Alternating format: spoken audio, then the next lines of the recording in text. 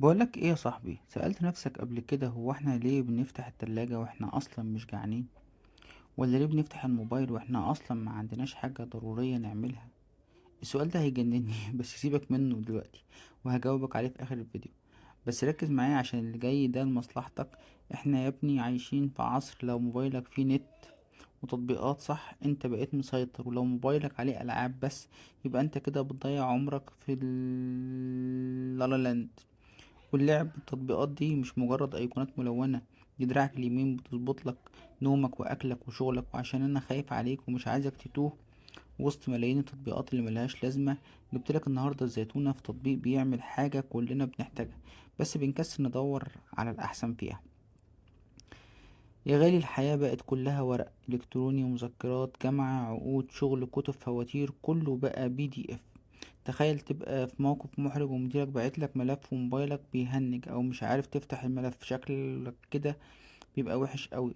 عشان كده انا دورت وجربت ولقيت تطبيق جديد اسمه سايفون PDF سيف فاست كلود. التطبيق ده وظيفته باختصار انه مكتبتك المتنقلة، بيفتح لك ملفات PDF وبيخزنها على السحابة اللي بنسميها الكلاود، عشان لو موبايلك ضاع لا قدر الله ملفاتك تفضل في امان.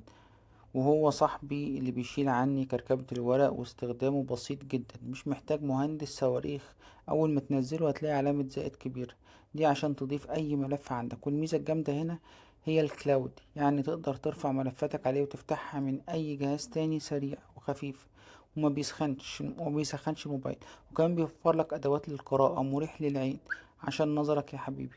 أنا عارف إنك بتمسك الموبايل في الضلمة، بس عشان أنا صاحبك الصريح ومبحبش المجاملات لازم اقولك الحلو والوحش بناء على تجربتي وكلام الناس اللي جربوه في البلاي ستور. المميزات اللي تشرح القلب ان التطبيق فعلا فاست زي ما اسمه بيقول، وسريع جدا في الملفات التقيلة. وفكرة انه سيف محمي دي بتطمن الناس كتيرة بتخاف على خصوصيتها.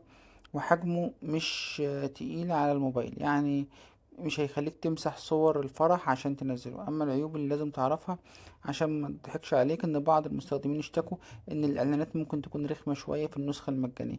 وده طبيعي يا صاحبي، المبرمج عايز ياكل عيش، واحيانا لو النت عندك ضعيف زي حالتنا كده كلنا، خاصية الكلاود ممكن تاخد وقت شوية في الرفع. وفي ناس كانت عايزة أدوات تعديل أكتر زي الكتابة على الملف وتكون أسهل من كده. طيب لو سيفون معجبكش أو حسيته مش لايق عليك، أنا برضو عامل حسابي ومش هسيبك فيه من غير بدايل كتيرة مشهورة زي العملاق ادوبي.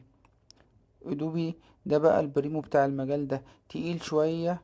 وتطبيق كام سكانر كده، وكام سكانر برضو لو يهمك تصوير الورق وتحويله اكتر. وتطبيق زيرو او زيردو، وده رايق اوي اللي بيحب يشخبط ويكتب ملاحظات كتيرة. بس نصيحتي ليك جرب سيفون الاول، خصوصا لو عايز حاجة خفيفة وسريعة للتخزين والقراءة. نرجع بقى لسؤالنا المصيري، ليه بنفتح التلاجة واحنا مش جعانين؟ الإجابة يا سيدي عشان احنا مش بندور على اكل، احنا بندور على حاجة جديدة، بندور على الهام يغير مودنا. نفس الكلام في الموبايل، بنفتحه مستنيين رسالة تفرحنا او خبر جديد. فبدل ما تفتح الموبايل على الفاضي، نزل تطبيقات تفيدك وتطور من نفسك. وما تنساش بقى اللايك المتين لو خايف على مصلحتك، والاشتراك عشان يوصلك كل جديد من اخوك اللي بيحبك. سلام يا صاحبي.